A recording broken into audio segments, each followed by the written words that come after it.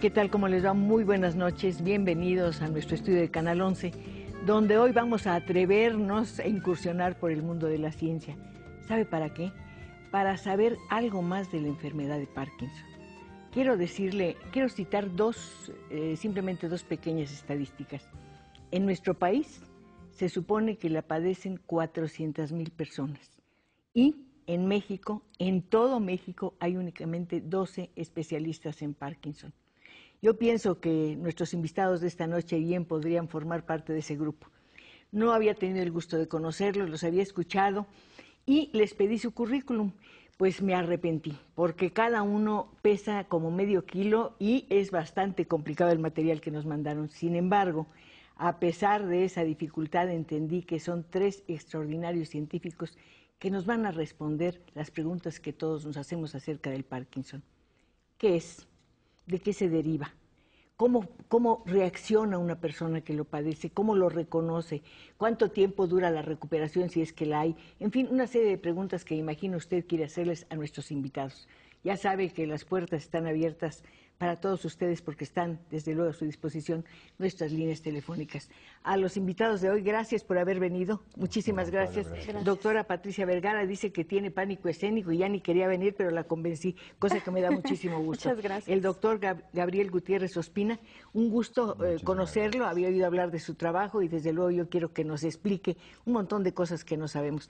Y desde luego el doctor Jorge García Macedo me preguntaba de quién quiere hablar, de nosotros o de nuestro trabajo. Por supuesto, hablar de ustedes es hablar de su trabajo y viceversa. Mil gracias de verdad por estar aquí. Vamos despacito. Doctora, ¿qué es exactamente el mal de Parkinson?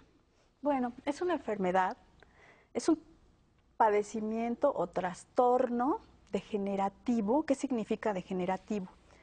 Que con el paso del transcurso del tiempo va afectando otras estructuras y va empeorando. Es un trastorno degenerativo. Neurodegenerativo. Neurodegenerativo, ¿no? Sí. Crónico, irreversible, que se describió hace 195 años por primera vez. Y en este año, 2012, todavía no conocemos la causa que lo determina. Pero tengo entendido que hace relativamente poco tiempo que se describió, pero ya desde la Grecia antigua había referencias y Leonardo da Vinci describe la enfermedad, aunque nadie la había precisado. Sí. A mí me horroriza tanto como usted el hecho de que a estas alturas ni siquiera hayamos avanzado en eso. Doctor Gutiérrez Ospina, yo pienso que una prueba del poco interés que hemos puesto en esta enfermedad es que el último censo que se levantó fue en 1997. Tal vez de entonces a la fecha no haya 400,000 personas con esta enfermedad, sino muchas más. Por favor. Sí, es muy probable que los números que manejamos actualmente sean subestimaciones. El último dato que yo recuerdo haber leído hace par de años era que había la posibilidad en México de que 1 de cada 45 mexicanos esté en riesgo de desarrollar Parkinson. Hay estados de la República que tienen mayor incidencia que otros, pero nuestras estadísticas son muy Una pobres. pregunta adicional. Se supone, he oído decir que estas son enfermedades de las grandes ciudades, el Alzheimer y el Parkinson. En el campo dicen nadie las padece. Es que yo creo que tampoco lo sabemos, doctor. Seguramente eso es lo que sucede también, que no hay ni siquiera el conocimiento porque no se han acercado a las grandes ciudades, pero de que el padecimiento existe, está. Y lo peor es lo que usted señala, está habiendo un mayor número de enfermos y las estadísticas que yo vi el año pasado, por ejemplo, nos dicen que esto está creciendo exponencialmente. De manera que cualquier tratamiento que en este momento iniciemos, apenas estamos en el punto oportuno de evitar que si hay algo funcional, quienes la lleguen a padecer sufren de todos los trastornos que actualmente no. Yo he visto algunas notas de personas que dicen, yo padezco esta enfermedad y nadie me ayuda, nadie me dice qué hacer, mi papá tiene 15 años con esta enfermedad y hasta el momento yo veo que va deteriorándose cada vez más. Sí. Doctora, ¿Es una enfermedad propia de la vejez? ¿Es una enfermedad propia de las ciudades, como pregunté antes? ¿Es una enfermedad que afecta más a los hombres que a las mujeres? ¿Qué es?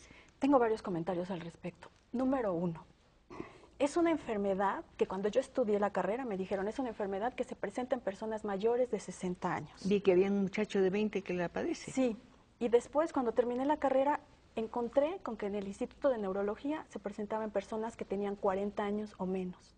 Cuando terminé una especialidad, me encontré con que la enfermedad se presentaba en personas menores de 20 años. Entonces pensamos, ¿qué es lo que está ocurriendo? No es una enfermedad que esté asociada con el envejecimiento. Si se presenta en personas a temprana edad, seguramente existen factores ambientales asociados. Y esa fue una línea de investigación a la que me dediqué durante al menos 5 años, atribuyéndole al uso de insecticidas, específicamente la rotenona, que es un insecticida, plaguicida, piscicida de origen natural, y tenemos la creencia de que como es de origen natural, no causa daño. Entonces, causa toda la sintomatología de la enfermedad de Parkinson.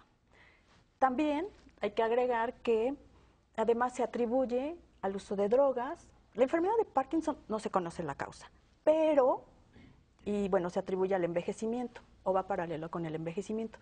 Pero hay otros determinantes, como fármacos, drogas que pueden causar la enfermedad o el uso de estos pesticidas. Doctor Gutiérrez Ospina, ¿es hereditario? Yo tengo una concepción muy diferente de lo hereditario y el impacto que tienen los genes en las patologías en general. Pero bueno, tradicionalmente se piensa que hay un porcentaje de la enfermedad de Parkinson que puede estar relacionada con un origen genético. Perdón por la pregunta, yo les advertí que antes que no sé nada de ciencia. ¿Tiene que ver esto, podría tener que ver con la epilepsia o con el Alzheimer? ¿Hay alguna relación? Yo creo, la respuesta directa que le puedo dar Sí. es no lo sé.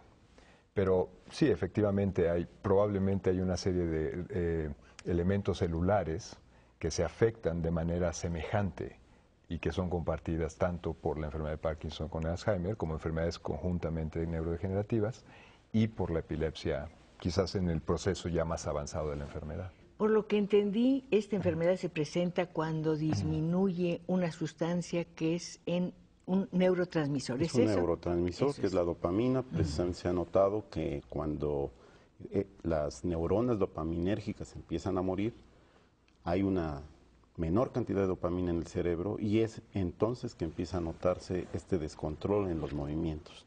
El cerebro empieza a enviar señales inapropiadas de manera que el organismo empieza a temblar y a tener una trepidación o una dificultad para caminar, varios síntomas. Pero sí se asocia a la falta de dopamina, que en particular en la región del cerebro llamada sustancia nigra, se sabe que hay más de estas neuronas que la producen y al empezar a morir da lugar a una ausencia de la dopamina. Tengo entendido que en la universidad, doctor Gutiérrez, hay un programa muy interesante, creo que se llama Impulsa, cuyo objetivo es evitar la cirugía y, por favor. Sí, esto es un programa de investigación que la universidad ha hecho andar hace 5 años, quizás 6 años, todavía bajo la administración del doctor Juan Ramón de la Fuente, y el objetivo esencial era el poder desarrollar una serie de estrategias celulares de reparación y regeneración neuronal, utilizando las células troncales propias del cerebro, que ahora sabemos que existen.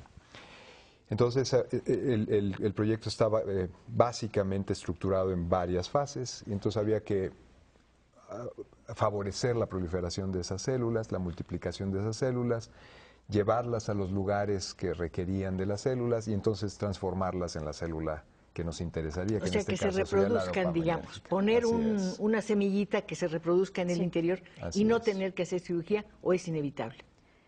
La intención en el caso del doctor era que se reprodujeran y que las células produjeran, sintetizaran dopamina. Esa era la intención. Actualmente se sabe que hubo muchos problemas en ese sentido. Número 1, pues el rechazo. Se hacían injertos o trasplantes de células de porcina o trasplantes de otros cuerpos de bebés en el cerebro e incluso de bebés. Sí. Y el problema fundamental era el rechazo. Entonces ahora se propone realizar injertos o implantes de la misma persona extrayéndola, por ejemplo, de médula ósea, de suprarrenales del mismo sujeto, pero entonces eso implica una doble intervención. Una sería extirpar las células productoras de dopamina y la otra la inserción en el tejido Uno de los afectado. problemas de esta enfermedad es que no se detecta a tiempo. Doctor Gutiérrez, ¿cuánto tiempo tarda una persona en acudir a un médico porque siente que hay un pequeño descontrol, porque pierde ciertas capacidades y porque no es dueña de su cuerpo? Sí, la estimación es que cuando uno llega al médico buscando ya auxilio, que tiene un diagnóstico más o menos claro de Parkinson, probablemente la enfermedad tiene 15 años de haberse iniciado. ¿En cuánto tiempo evoluciona? Más o menos en 15 años. O sea, el tiempo que tarda en dar la No, sintomatología perdón, quise decir, ¿en motriz cuánto tiempo llega a la etapa final? ¿Cuánto tiempo puede quedar? es difícil de estimar, cada paciente es diferente, pero más o menos el cálculo cuando el paciente llega a la fase motora, tiene más o menos unos 15 años de evolución. Para adelante puede ser 10, 15, 20, 25 años más. Depende mucho de a qué edad le dé, en qué condición física esté el paciente y qué tan rápido se desarrolle. Es importante notar que en realidad actualmente la clasificación de la enfermedad de Parkinson está tendiendo a cambiar y empezamos a hablar de síndromes parkinsónicos porque solamente una fracción de los pacientes muestran lo que tradicionalmente se considera la enfermedad de Parkinson. O sea, ese temblor incontrolable, la pérdida de olfato, por ejemplo, ¿eso es cierto? El ¿Esos deterioro son en la síntomas? memoria, sí. ¿Pérdida de la memoria también? Deterioro en la memoria, sí. Sí. ¿Por qué es mortal?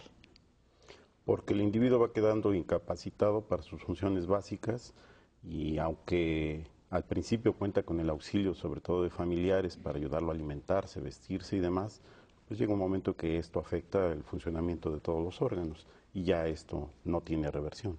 Doctora, ¿qué pasa socialmente con quien padece Parkinson? Bueno, eso afecta a toda la familia, afecta al entorno de los pacientes con enfermedad de Parkinson, porque dado que es irreversible y que va progresando lentamente, como bien decía el doctor, depende de cada persona, pero el avance de la enfermedad es inevitable. Eso implica un deterioro físico del paciente que puede llegar a perder independencia, depende del estadio de la enfermedad en la que se para encuentre. empezar, que ese es un problema tremendo. Y como ahora, el problema mayor es que ahora se presenta en personas jóvenes, bueno, las deja realmente limitadas en sus funciones físicas, en sus funciones laborales, en sus funciones reproductivas, y bueno, eso causa un deterioro económico, social, familiar, económico a nivel del sistema de salud y del núcleo familiar. Hablando de economía, no podemos eliminar el tema pensando en la investigación. ¿Se ha invertido, cree usted que se invierte suficientemente en la investigación científica y en este caso concretamente respecto del Parkinson? Yo creo que nunca será suficiente. Hay tantas posibilidades, tantas alternativas que explorar, sobre todo en una enfermedad que no se conoce la causa. Explorar. Que hace falta recursos para poder explorar todas esas alternativas. Eso es un hecho. ¿Hay un intercambio entre los diferentes institutos dedicados a estas investigaciones, por ejemplo, con el de Alemania? Sí, muchos de nosotros tenemos colaboraciones con colegas extranjeros. Parece que ellos habían hecho una investigación basados en la que se hizo en México, ¿no? ¿Es así? No sé exactamente a qué grupo se refiera, pero sí, efectivamente, hay grupos suecos que tienen muchos años trabajando en terapia celular para el Parkinson, que utilizaron muchas de las técnicas que se fueron desarrollando en México. Doctor, ¿sabe que hay personas que creen que el Parkinson tiene que ver con la locura? ¿O que es una cosa mala y contagiosa? Sí, es increíble. Sí. Efectivamente, hay personas que rehuyen de una persona que padece la enfermedad de Parkinson porque piensan que está poseído, por ejemplo. Pero ahí debemos de decir que al final de cuentas, dentro de los tratamientos modernos, la parte de medicamentos lo que utiliza es un precursor de la dopamina en sí. ¿Por qué la dopamina no se ha usado de manera directa?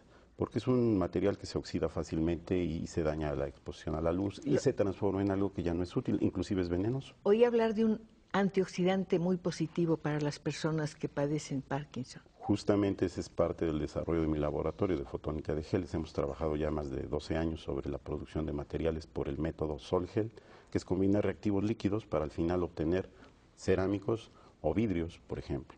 Y estos pueden contener, dado que partieron de ser líquidos, a material orgánico en su interior. Lo que hicimos nosotros fue precisamente un material que pudiera encapsular la dopamina, y lo que obtuvimos como consecuencia es que esta no se oxida. Entonces queda hábil para poderse insertar directamente en el cerebro y no utilizar el camino de la ingestión para que luego se absorba y pase por sangre hasta el sitio donde es requerido. Si se trata de un mal incurable, el doctor acaba de hablar de medicamentos. Sí. Los medicamentos ayudan un poco. Sí. Sí, pero ¿qué tan costoso es para un paciente o para su familia la atención en ese sentido? Es realmente, el costo emocional es mayor, supera en gran medida eso al es costo evidente, económico. Sí. ¿Y cuál es el problema? Que llega un momento en que el tratamiento farmacológico resulta ineficiente para controlar los trastornos motores, sobre todo causados por la enfermedad de Parkinson. Pero tiene que Y haber es una ahí. salida. Aparentemente no la había. Bueno, este es el motivo de nuestro estudio. Resulta que el precursor de dopamina se administra por vía oral, porque no atraviesa la dopamina, se sintetiza en el cerebro, bueno, en otras estructuras, principalmente en la sustancia negra, como decía. Ok, perfecto, pero las neuronas se destruyen y entonces ya no hay liberación de dopamina o la hay en mínima cantidad. Entonces los médicos, cuando va un paciente con la sintomatología, le prescriben un precursor de la dopamina, o sea, un medicamento que a la larga se va a convertir en dopamina. Sin embargo, se administra por vía oral y no atraviesa la barrera hematoencefálica. O sea, Doctora, nosotros no sabemos de esas cosas. Explíqueme más con despacito. mucho gusto.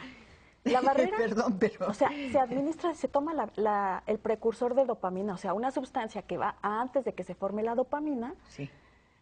se queda en esa fase. Para que se pueda transformar en dopamina tiene que atravesar una serie de vasos. Hay vasos sanguíneos muy pequeñitos, están las venas medianas, las venas pequeñas, las vénulas, y luego hay unos vasos más pequeños, vasos sanguíneos, que se llaman capilares. Esos capilares los tenemos en el cerebro, pero las células de los capilares están formadas por células. O sea, las paredes de los capilares o vasos sanguíneos chiquititos miden 1 micra de diámetro. Entonces están formados de células. Esas células les llamamos células endoteliales. Y las células endoteliales están unidas unas con otras, pero el cierre, ahí parece como si hubiera un sello hermético. No pueden pasar sustancias del torrente sanguíneo al cerebro, ni del cerebro al torrente sanguíneo. Es terrible, ¿no? Entonces, la dopamina o el precursor, si logra convertirse en dopamina, no pasa al cerebro. Ese es el inconveniente. Y permítame decirle algo muy importante. La dopamina, en 1910, apenas, en Inglaterra logró ser sintetizada de manera artificial. Y dijimos, bravo, ya hay dopamina. ¿Cuál es el inconveniente enorme? Que se puede administrar por vía endovenosa, o sea, directamente en las venas, Sí. y en 2 minutos pierde eficacia. Ya no funciona. ¿Por qué, doctor Gutiérrez? Hay un fenómeno que es inherente a la propia molécula, es fácilmente oxidable y fácilmente metabolizable. Entonces, rápidamente se inactiva. Bueno, aquí siempre aprendemos muchas cosas. Hoy entramos, como le dije, al mundo de la ciencia. Nuestros invitados nos tienen que disculpar por nuestra ignorancia, pero para salir de la ignorancia justamente hay que explicarla y mostrarla y aceptar que uno no sabe ciertas cosas. En este caso, nuestros invitados sí la saben. Hay ya muchas llamadas de personas que, bueno, pues preguntan, por ejemplo, como Martín González Moreno, ¿el mal de Parkinson es considerado como una enfermedad mental? En alguna manera sí, está determinada como enfermedad mental y de hecho los neurólogos son los que la tratan junto con psiquiatras. El señor Martín recuerda a Mohamed Ali, que padece esta enfermedad, que es una historia realmente terrible, y pregunta si hay cura. Una felicitación para la señora Pacheco y por sus invitados. Bueno, felicíteme por el valor de haberlos invitado y arriesgarme a mostrarme tan ignorante. Discúlpenme, por favor. No, Vamos a un corte y regresamos volando. No se olvide, este estudio es para usted.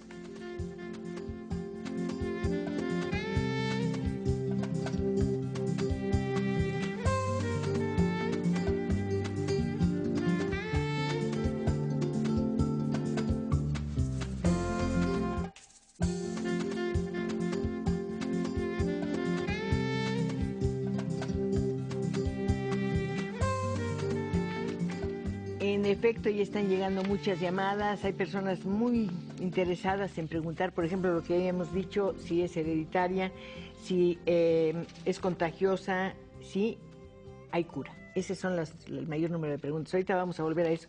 Pero yo tengo una curiosidad. ¿Cómo trabajan ustedes tres? ¿Se comunican, trabajan en equipo, doctora?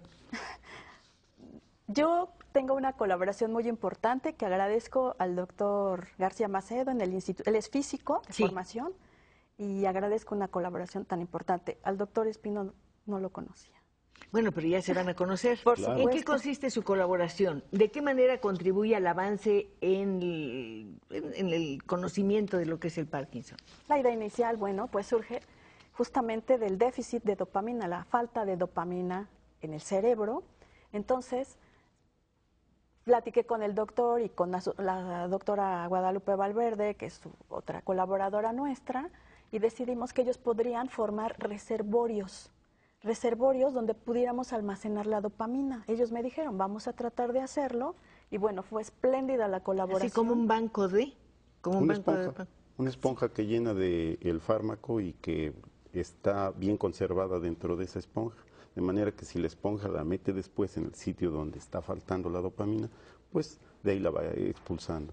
Tiene la ventaja de que lleva dopamina como la requieren las neuronas y eso le permite recuperar el control que ha perdido. A diferencia de otros tratamientos donde lo que tratan es de matar la zona del cerebro que está descontrolando los movimientos del organismo. Como cauterizarla, yo creo, ¿no? De ese estilo. O desconectarla del funcionamiento motriz. En este caso es llevar lo que está faltando al cerebro, llevar directamente la dopamina. Y le decía, fuimos afortunados de que nuestro recipiente impidiera la oxidación de la dopamina y que ésta permanezca hasta por meses sin observarse esa transformación y oxidación y por lo tanto está activa para poder desarrollar su función cuando se inserta en la zona necesaria del cerebro, que además no se mete una cantidad muy grande. Y con eso hemos observado resultados espectaculares gracias justamente a los estudios que hace la doctora Patricia Vergara. Bueno, ahora supongo que van a trabajar todos en conjunto. Doctor Gutiérrez, ¿cuáles son las alternativas? ¿Cuáles son las posibilidades de darle una mejor calidad de vida a una persona que padezca el Parkinson? Yo creo que un abordaje multidisciplinario, no solamente la suma de la terapia celular, más la terapia farmacológica, más su reincorporación a las actividades laborales, la actividad física, el ejercicio es muy importante, la dieta que consume es fundamental. O sea, necesitamos más bien tratar al paciente parkinsónico desde un punto de vista multidisciplinario, psicólogos, psiquiatras, neurólogos, rehabilitadores, capacitadores físicos, en fin, todos necesitamos entrarle, porque todos esos elementos son importantes para que el cerebro de alguna manera se reconstruya, ¿no? ¿Hasta qué punto se reconstruye en su totalidad el cerebro? Bueno, esa es una pregunta que es central. Nosotros tenemos, bueno, yo en particular tengo una visión poquito diferente de la tradicional de la enfermedad de Parkinson. Me parece que parte de las causas de la enfermedad se deben básicamente o están relacionadas con una falta de comunicación entre el cuerpo y el cerebro y una vasculopatía, una enfermedad de vasos sanguíneos que a la larga lleva a un problema de hipoxia y entonces las células empiezan a tener problemas. Entonces esa es una parte de lo que estamos intentando empezar a trabajar en el laboratorio. Pero la otra es que generalmente el Parkinson se ve como el resultado de la muerte de células. Pero generalmente cuando hay eliminación de neuronas en cualquier parte del sistema nervioso central o periférico, lo que ocurre es que hay respuestas de las células que quedan, hay respuestas de reorganización.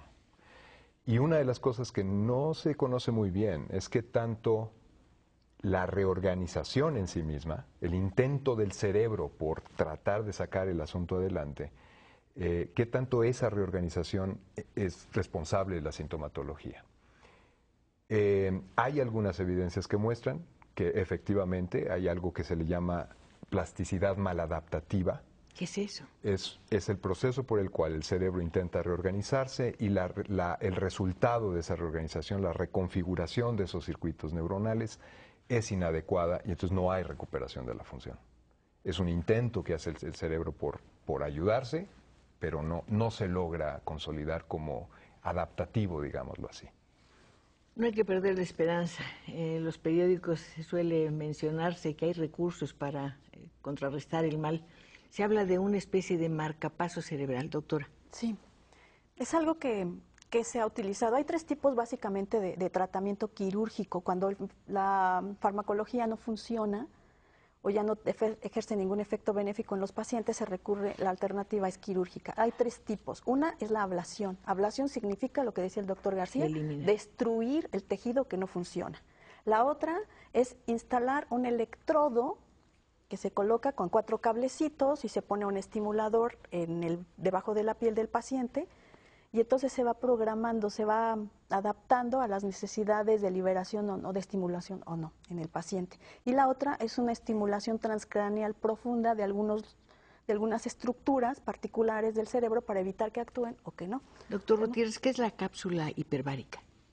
¿Así se llama? Cámara hiperbárica. Es en realidad una cápsula que lo que hace es elevar la presión, la concentración de oxígeno en el aire que el paciente respira una vez que está dentro de estas cámaras. Y originalmente fueron diseñadas para abordar problemas de isquemia en el corazón. Para eso se utilizaron originalmente. Y para mejorar la función respiratoria en pacientes que tenían problemas o tienen problemas de enfisema pulmonar. ¿Y por qué es importante para el mal de Parkinson esta terapia? Porque existe la alternativa, como comentaba hace un momento, de que parte de la causa que está induciendo la enfermedad es un problema vascular. Se desarrolla un padecimiento que se conoce como micropatología vascular crónica, y eso es un daño crónico de los vasos sanguíneos que conduce a una reducción del oxígeno en el cerebro. Entonces esto pone en estrés al cerebro y lo lleva a empezar a degenerar esas neuronas.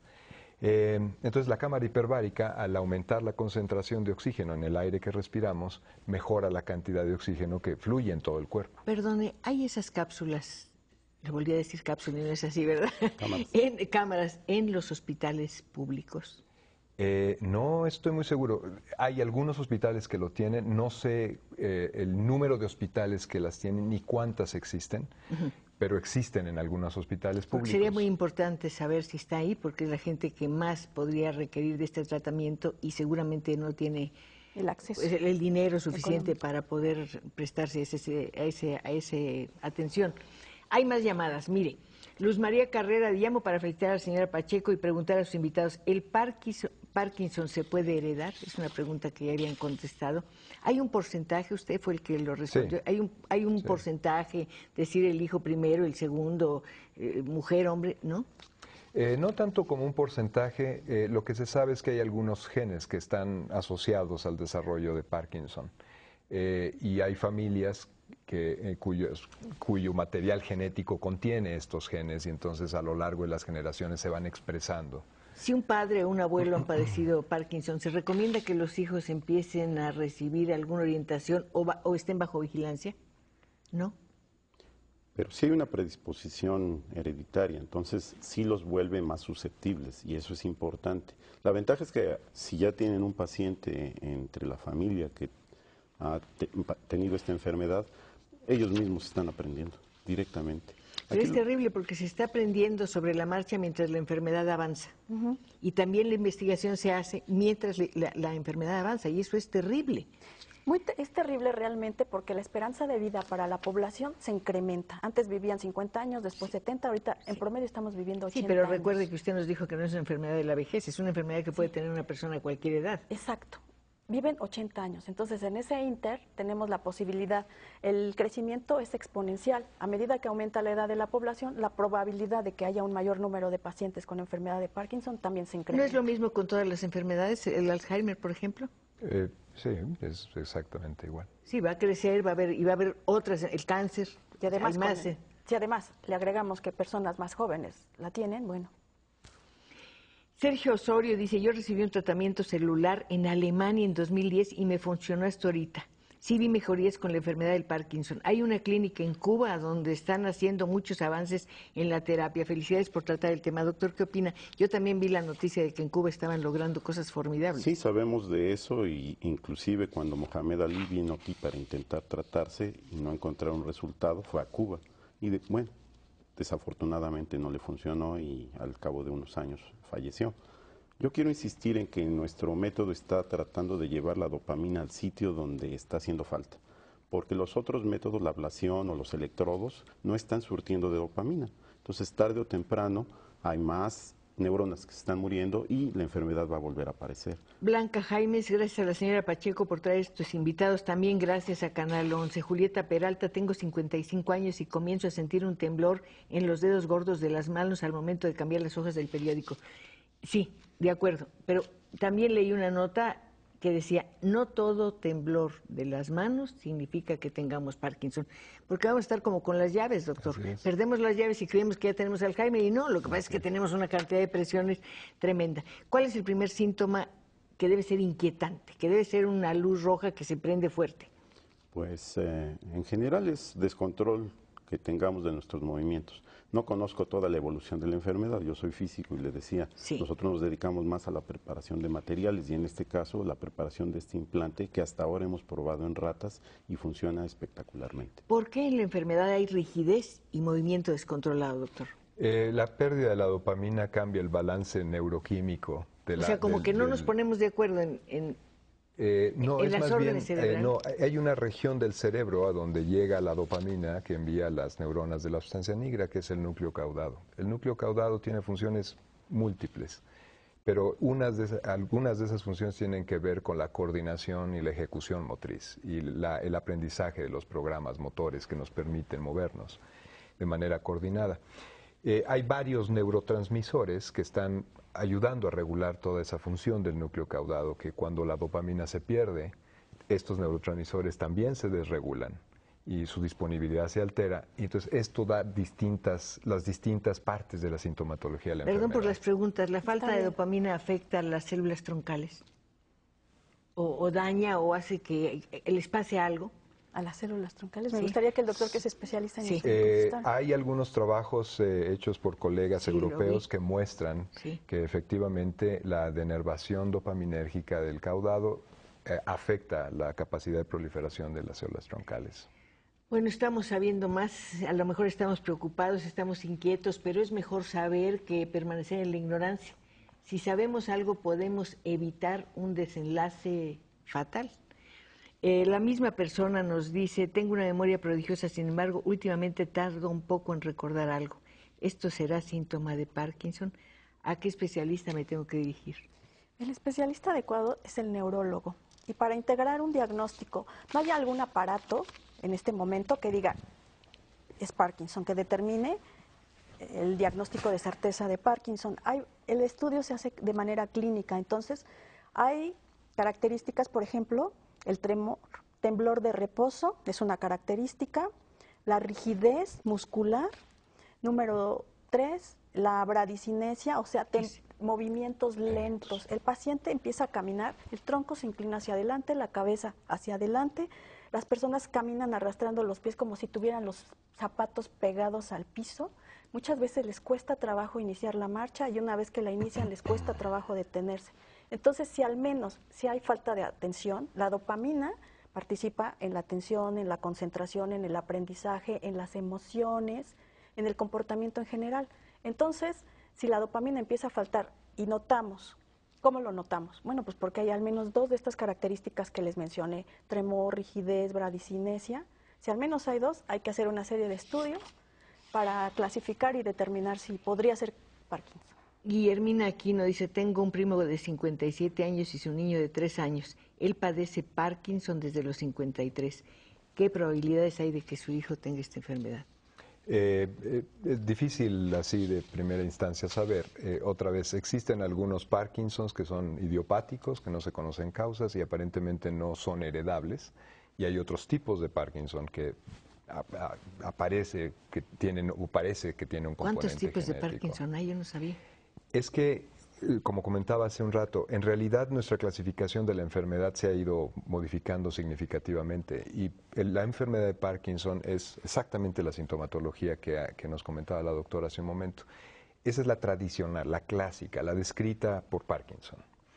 Pero alrededor de la enfermedad, de esta enfermedad tradicional y clásica, hay una gran cantidad de síndromes que son muy parecidos a la sintomatología del Parkinson tradicional y que se conocen así como síndromes parkinsónicos. Pues hay mucho interés por parte de nuestros amigos. Yo espero tener tiempo de leer todas las llamadas. María Vallejo dice: felicidades por el programa, muchas gracias. Y pregunta: ¿es verdad que existe una especie de Parkinson donde la gente permanece estática o sin movimiento? Hay estadios de la enfermedad. La enfermedad, de acuerdo con Cohen y Jack, la clasificó en periodos. El periodo 1 es cuando las personas tienen nada más el temblor fino de reposo. El número 2 es cuando las personas tienen discapacidad ya de un solo, se manifiesta el temblor de un solo lado o la rigidez o el temblor, los movimientos lentos en un solo lado del cuerpo. El grado 3 es cuando se presenta bilateralmente en los dos lados, los dos semicuerpos. Y grado 4 es cuando las personas ya no pueden caminar solas, pueden caminar con ayuda. Y el último periodo o estadio de la enfermedad es cuando ya no pueden moverse y están en silla de ruedas. Jaime Tenorio García: asisto a una clínica donde me dan sesiones de acupuntura y estoy seguro de tomar sesiones o tratamiento no estoy seguro de tocar estas sesiones, tratamiento con acupuntura. ¿Ayuda en este padecimiento? ¿Qué nos pueden comentar la acupuntura? Pues yo no tendría una respuesta muy clara, pero hay una cosa que sí me gustaría decir. Una de las cosas que ocurre, uno de los síntomas o signos que son característicos de la enfermedad conforme va avanzando, es que la inervación periférica se va perdiendo. O sea, la denervación que ocurre en el cerebro se acompaña de una denervación también del cuerpo.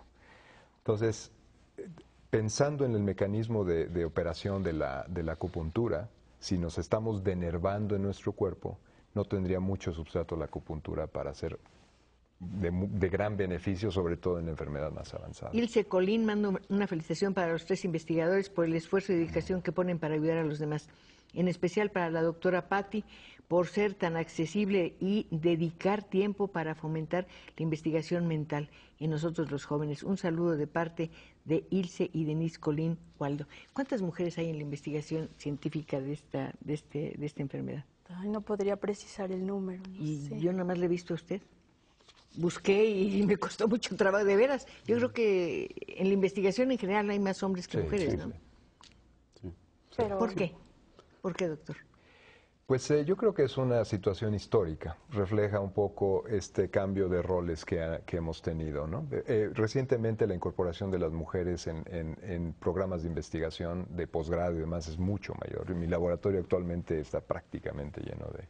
Pues hay yo que también celebrar. tengo más estudiantes mujeres que hombres y todos igualmente de valiosos y la invitación está abierta para trabajar conmigo. Me encantan ¿Cómo descubrió los usted jóvenes. su vocación?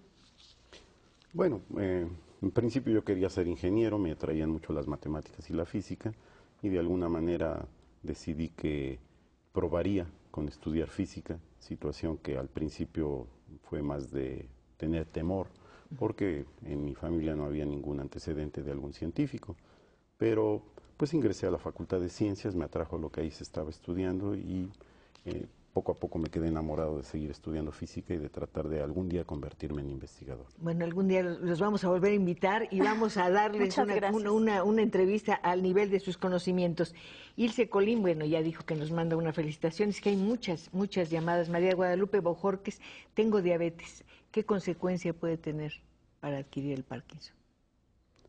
Pues en principio están desconectadas las enfermedades, las dos son degenerativas, pero su origen es muy diferente.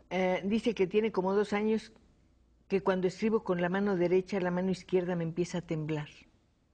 Pues si se integra el cuadro clínico que les describí anteriormente, podría estar pensando. Pregunta que si eso es una señal de Sí, Parkinson. podría ser, si se integran al menos 2 síntomas de los que les mencioné. Mi hermano tiene Parkinson y él dice que le dio eso porque lo operaron de ciática.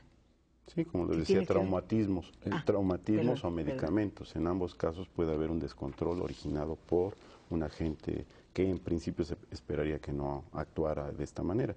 Pero por eso decíamos, las causas son tan múltiples que no necesariamente es vejez. Hay personas que son más vulnerables a una enfermedad que a otra. En este caso, ¿podríamos hablar de eso en cuanto al Parkinson?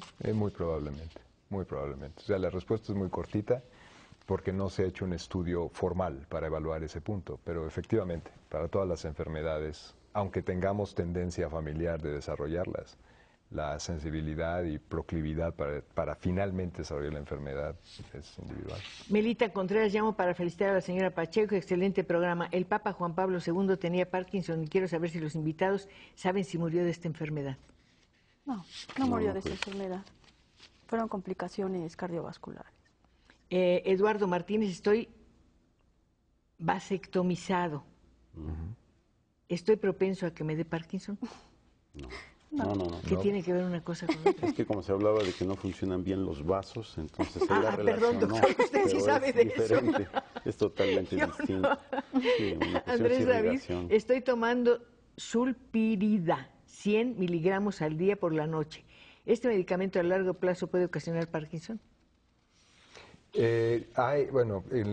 Con relación a los agentes tóxicos, insecticidas y demás, está muy clara la relación. En el caso de fármacos hay debate. Hay quien asume que hay algunos fármacos que sí pueden favorecer el desarrollo de Parkinson, ¿Por qué los otros que no. Perdón, ¿por qué los insecticidas son tan agresivos, Doctora. en ese sentido?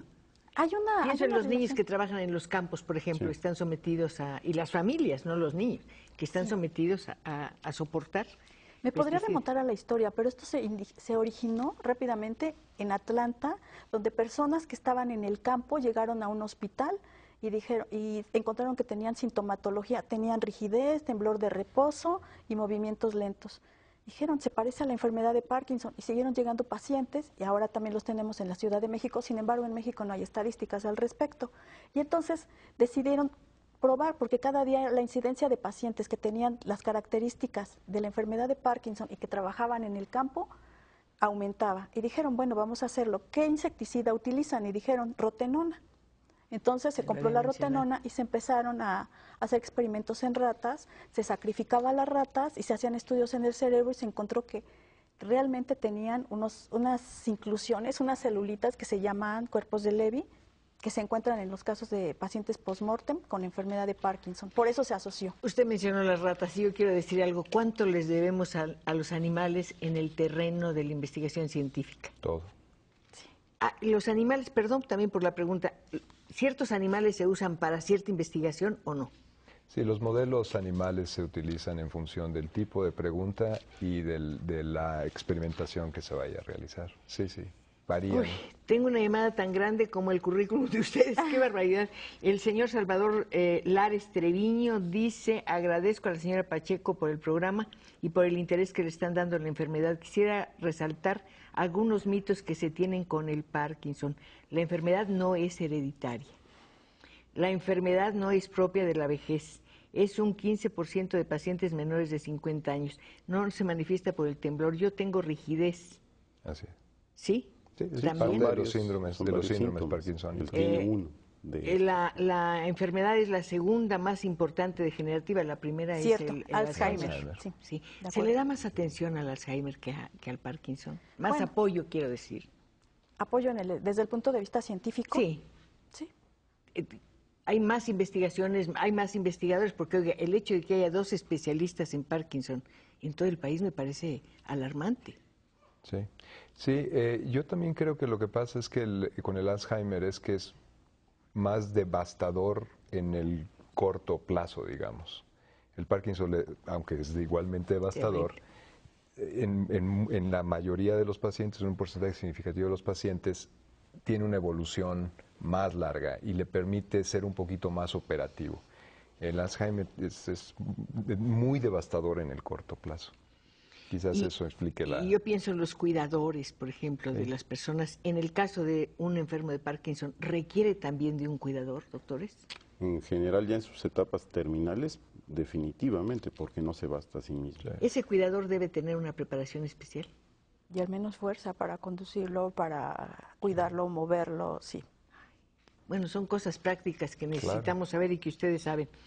Hay una asociación mexicana de Parkinson, es cierto. Así es. ¿Qué tanto apoya a que el enfermo tenga una mejor vida, mejores espacios y mejor atención médica? Pues hacen lo posible porque es investigación la que realizan con los casos de cada uno de ellos, tratando de auxiliarlos y auxiliar a sus familias. Inclusive hay una asociación nacional de enfermos de Parkinson y en esta hay un número muy limitado de participantes porque muchos no saben ni siquiera que existe, pero ellos tratan de reunirse y apoyarse para en algún Para momento intercambiar y para y sentirse experiencias iguales, yo y creo, buscar ¿no? apoyo. desde Dice luego. que se reúnen el tercer viernes de cada mes y finalmente el Club de Parkinson, que nos reunimos en el Parque Chicoténcatl en Coyoacán para sentir que tenemos a alguien. ¿Hay tanto rechazo hacia el enfermo que tiene Parkinson, doctora, doctores? Rechazo, no, no creo que haya rechazo. Lo que pasa es que hay personas que evolucionan muy rápidamente y parte de la disminución de dopamina causa depresión, y entonces se vuelven irritables, se vuelven poco... Y se aíslan, me imagino. Exacto, Sí. se aíslan. Raquel Huerta, hablo para felicitar al programa, me gusta el video de Cristina Pacheco, muchas gracias. Juan José Jiménez, a mí me diagnosticó un doctor Parkinson, me he encogido del esqueleto y ya no alcanzo algunas cosas y no puedo subir los brazos. Quisiera saber si es Parkinson, pero no que tiene. Difícil con esa Con esos descripción. síntomas, difícil decirlo. Irma Castellanos, el medicamento Acilect, el cual es nuevo y lo recomienda el internet el doctor Ramón L. Rodríguez. ¿Está bien recomendar medicamentos por internet, doctor? Por supuesto que no. Cada paciente es diferente y reacciona diferente y necesita algo diferente y se encuentra en un estadio de la enfermedad diferente. ¿Ustedes atienden pacientes directamente o no? No, de hecho yo aquí quisiera intervenir diciendo que a raíz de que hemos dado a conocer el éxito con este implante en el estudio en ratas de una recuperación de un 80-90%, nos han llamado distintos pacientes preguntando si ya se les aplica a ellos. No, todavía no. Precisamente estamos buscando fondos para que la investigación llegue pronto a la aplicación hacia humanos. Agradeceríamos a todos aquellos interesados y asociaciones farmacéuticas que desearan apoyar la Pues investigación. me quedan 2 minutos y tengo que aclarar algo. El señor dice que si la Acilect le puede quitar el temblor, pues con lo que ustedes dijeron ya mejor ni que lo intenten, Que hasta no no lo ver a un intenten. médico directamente. María del Carmen Druy Juárez, quisiera saber qué tan bueno es tomar el Sucrol. Bueno, pues como médicos podemos decir que no se recomienda automedicarse. Puede haber pacientes que lo necesiten. No sabemos las condiciones de ella, las características. ¿Por qué lo va a tomar? Para concentrarse, aumentar la memoria, la concentración, depende la edad, depende el peso, depende muchas cosas. La alimentación, el estilo de vida. No, no lo recomendamos. Pues hay muchas preguntas, algunas muy largas, ya no me da tiempo para que sigamos leyéndolas, pero quiero decirles algo. Se las voy a entregar a nuestros invitados de esta noche para que ellos las vean, tal vez encuentren material interesante, porque finalmente es una serie de personas que tienen que ver con la enfermedad y que la están enfocando desde un punto de vista muy especial. Y la medicina tiene que ser individual, Por usted lo supuesto. acaba de decir. Muchas gracias, de verdad tengo un paciente que operaron de los meniscos. Después de la operación tiene movimientos involuntarios. ¿Eso puede ser Parkinson? Nos pregunta Alberto Serrano. Difícil también de saber. Hay que ver si tiene al menos 2 de la sintomatología que... ¿Puede el mencioné. público recurrir a algún lugar concretamente para recibir atención o orientación médica respecto de esta enfermedad? Sí. ¿A dónde? El más importante que se me viene a la cabeza ahora es el Instituto Nacional de Neurología. Perfecto. Pero en los centros de tercer nivel, de los distintos del sector salud, hay especialistas. Ay, ya se me acabó el tiempo y tenía todavía muchas preguntas que hacer. Me quedan 10 segundos. Justamente para agradecerle su presencia en este programa. Muchas gracias, muchas gracias. Al contrario, Si me he gracias puesto a por la leer el invitación. currículum, apenas iría como en la mitad, así que qué bueno que nos fuimos rapidito. Desde luego les agradezco también a ustedes su atención. Y recuerden, mañana es un día muy importante. Que empiece como una fiesta y que termine como una fiesta. ¿No le parece? Nos vemos mañana. No, mejor dicho, el viernes para seguir conversando. Hasta entonces. Y seguro mañana también nos encontramos.